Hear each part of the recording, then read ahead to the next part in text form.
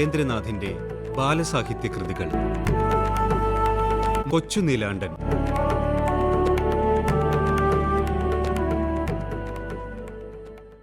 പിറ്റേ ദിവസം അവനൊരു പരിപാടി ആരംഭിച്ചു. അച്ഛൻ്റെ മുറിയിലുള്ള അലമാരയിൽ ഒരു കുപ്പിയിൽ വയറിളക്കാനുള്ള ഉപ്പ് സൂക്ഷിച്ചു വെച്ചിട്ടുണ്ട്. അവൻ അലമാര തുറന്ന് കുറേ ഉപ്പ് ഒരു കടലാസ് കഷ്ണത്തിലെടുത്തു വെച്ചു. അടുക്കളയിൽ ചെന്ന് കുറച്ച് പഞ്ചസാര എടുത്ത് ഉപ്പിൻ്റെ കൂടെ കലർത്തി.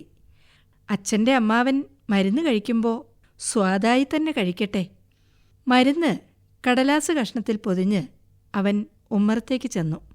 അച്ഛൻ്റെ അമ്മാവൻ്റെ മുമ്പിൽ നിന്നു. പൊതിയെടുത്തു തുറന്നു. എന്താടാ പൊതിയിൽ?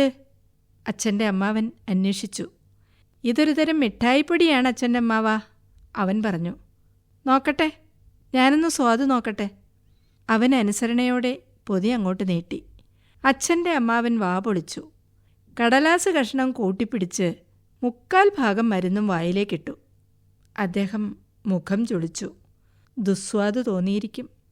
എന്നാലും മരുന്ന് തുപ്പിയില്ല. അദ്ദേഹം മുഴുവനും അകത്തേക്ക് തന്നെ കടത്തിവിട്ടു. ഇതെന്തൊരു മിഠായിപ്പൊടിയാണടാ, ഒരു സ്വാദും ഇല്ല, അദ്ദേഹം അഭിപ്രായം പാസാക്കി. മണിക്കൂർ 1 കഴിഞ്ഞില്ല. അച്ഛൻ്റെ അമ്മാവൻ ആവലാതിപ്പെടാൻ തുടങ്ങി. ഹാവൂ, എൻ്റെ വയറ്റിനൊരസുഖം, വല്ലാത്ത അസുഖം. എന്താ?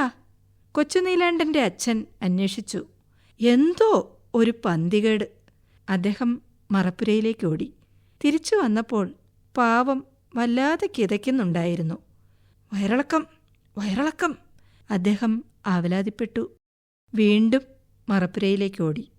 ഇങ്ങനെ തുടർച്ചയായി 5-6 പ്രാവശ്യം.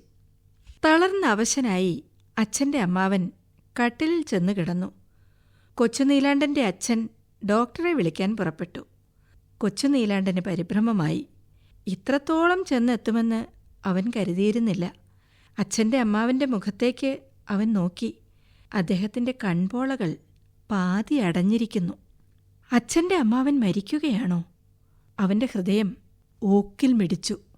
മുഖത്ത് വിയർപ്പു തുള്ളികൾ പൊടിഞ്ഞു. അച്ഛൻ്റെ പിറകെ അവൻ ഓടി.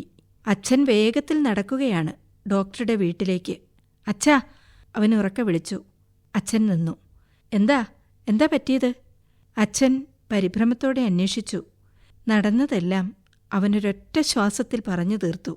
അച്ഛൻ മൂക്കത്ത് വിരൽ വെച്ചു. അദ്ദേഹം വീട്ടിലേക്ക് തന്നെ തിരിച്ചു നടന്നു. കൊച്ചു നീലാണ്ടൻ എന്തെന്നില്ലാത്ത അപരാധബോധത്തോടെ അനുഗമിച്ചു. വീട്ടിലെത്തിയ പാടെ അച്ഛൻ കാരണവരെ കൊണ്ട് കുറെ മോര് കുടിപ്പിച്ചു. ക്ഷീണം മാറാൻ ദശമൂല അരിഷ്ടവും കൊടുത്തു. അച്ഛൻ്റെ അമ്മാവൻ എഴുന്നേറ്റിരുന്നു. ഹാവൂ, വയ്യ, അദ്ദേഹം തൻ്റെ അവശത പ്രകടിപ്പിച്ചു. കൊച്ചു നീലാണ്ടൻ്റെ അച്ഛൻ നേരെ മുറ്റത്തിറങ്ങി. വേലിയരികിൽ നിന്ന് ഒരു ചുള്ളിക്കമ്പ് ഒടിച്ചെടുത്ത് ഇലയൂരി മുറ്റത്ത് നിന്നുകൊണ്ട് തന്നെ അദ്ദേഹം കൽപ്പിച്ചു. ഇവിടെ വാടാ. കൊച്ചു നീലാണ്ടൻ അച്ഛൻ്റെ സമീപത്തേക്ക് ചെന്നു. കൈ നീട്ട്. നീട്ടി. ഛേ, ഒരടിയുടെ ശബ്ദം കേട്ടു. അവൻ്റെ അമ്മ മുറ്റത്തേക്കിറങ്ങി വന്നു. പി നരേന്ദ്രനാഥിന്റെ ബാലസാഹിത്യ കൃതികൾ വായിച്ചത് പ്രീതി.